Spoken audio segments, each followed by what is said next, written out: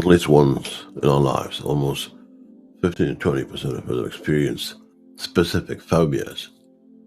Approximately more than 19 million Americans have an intense phobia, including irrational fear, when they face certain situations or objects. So is phobia keeping you away from doing things that you would like to do? Hi there. Welcome back to my YouTube channel. I'm Dr Nachi Sinha, back with a whole new series of life fears. In today's videos, we will talk about different phobias, from getting into insight into various phobias to helping explore what yours is, or maybe you don't have one. Hopefully you'll find this video interesting. So without further ado, let's get on with it. First of all, it's important to analyze and know the meaning of phobias. What is it exactly? A phobia is an extreme and intense feeling of fear towards anything. In reality, a phobia poses little to no danger at all. Normal fears and common phobias include, heights, driving, flying, insects, water, needles. In any case, you can develop phobias of anything. While most phobias develop in early childhood, they can also foster in later life. So if you have a phobia, then you would probably realize that your fear is irrational, but still, you have zero control over your feelings. Simply pondering the fearful situation or something particular might make you restless. Furthermore, when you are really presented with what you fear, the fear seems to be overwhelming and overpowering. The experience is so nerve-wracking that you might take some measures to stay away from it. And this definitely will have an impact on your day-to-day life. For example, if you have claustrophobia, then you might just turn down a good job offer because you wouldn't want to ride in the elevator or to go to the office.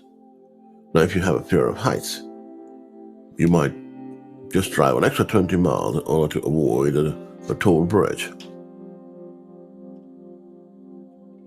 So even though the fear might be irrational, its impact in daily life is very real. So understanding your phobia is the initial step to conquering it. It is essential to realize that phobias are common. So having a phobia doesn't mean that you're not doing well or you lost the plot or there's some sort of illness there. No. Let's explore some common kinds of phobias that society and people experience in their lives. Number 1, agoraphobia, fear of public places. Now, somebody with agoraphobia fears being caught in a public spot or a spot like a bridge or even in a line, a bank, something like an open area. The actual fear indicates not having the option to get away because the anxiety gets excessively high. Agoraphobia influences twice as many females as males, and if it's left untreated, in most cases, it does prompt people to stay indoors. It kind of forces them to do that. Social phobia, fear of social situations.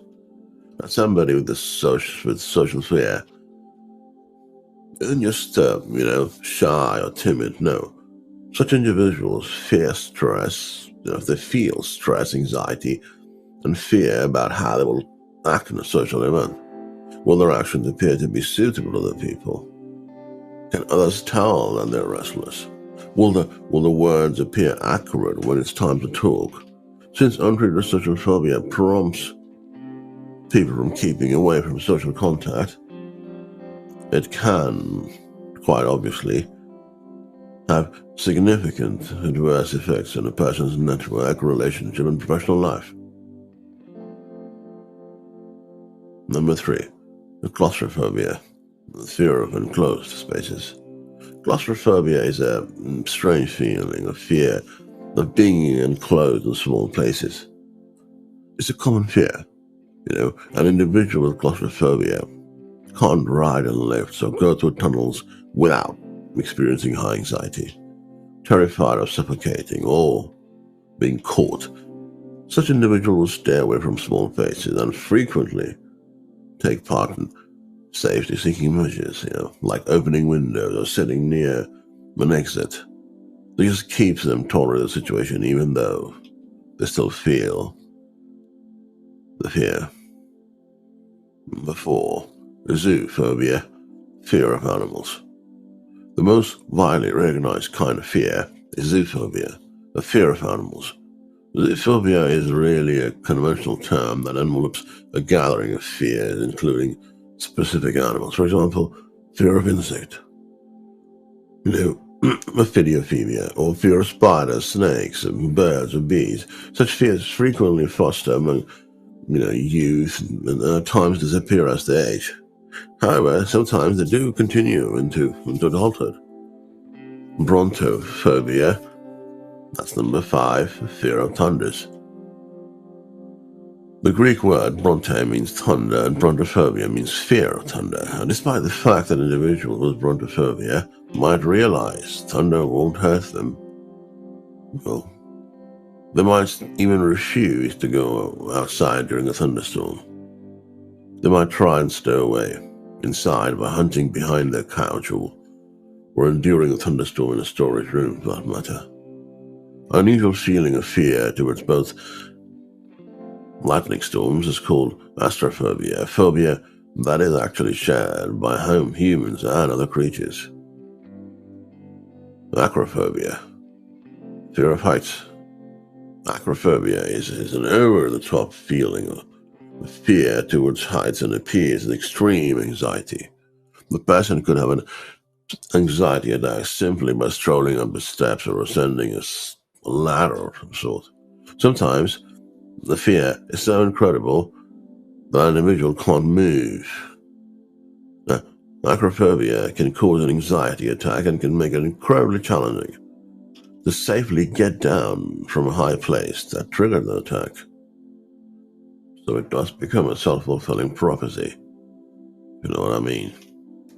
Number 7, aerophobia, fear to fly. Somebody who has aerophobia fears flying. The fear, for the most part, develops after an individual has had a horrible or traumatic encounter with an airplane, or like, going through outrageous turbulence or witnessing the passenger having a panic attack. Even after the incident is forgotten, the fear stays, and it might be set off by watching a plane crash or any accident on television. Hypnotherapy is normally used to recognize the underlying injury and treat this fear. Emetophobia, fear of vomiting, is number 8 on this list. Emetophobia is an unnatural feeling of fear towards vomiting that normally begins right up from a traumatic incident. For example, somebody might have seen a classmate vomiting or has done something themselves. The anxiety can be set off by thoughts of vomiting or thinking of hospital or anything where vomiting is common for the person's mind. As with aerophobia, hypnotherapy is normally utilized as with a part of treatment. Number 9, carcinophobia, fear of cancer. People with carcinophobia or cancerophobia live with an irrational fear of creating growing cancer. Each substantial distress turns into a sign for them. They eventually think that they have malignant growth. A migraine, for example, is an indication for them that they have brain cancer. And cognitive therapy can treat such people, or help them at least, to get some control of their life. Number 10, aquaphobia, fear of water. The people with aquaphobia have severe anxiety when they think of water. that people stay away from beaches, drinking water, swimming pools, and above all, they're afraid of getting showers. Like my phobia is treated with exposure therapy and cognitive behavioral therapy. So, together, we've just encountered some different types of phobias and what they are exactly related to. In the coming videos in this video series, we will discuss the fear of, for example, losing loved ones. So take care, and I'll see you then. In the meantime, if there is something that bothers you, don't hesitate to reach out for help. I'll see you in my next video. Until then, goodbye.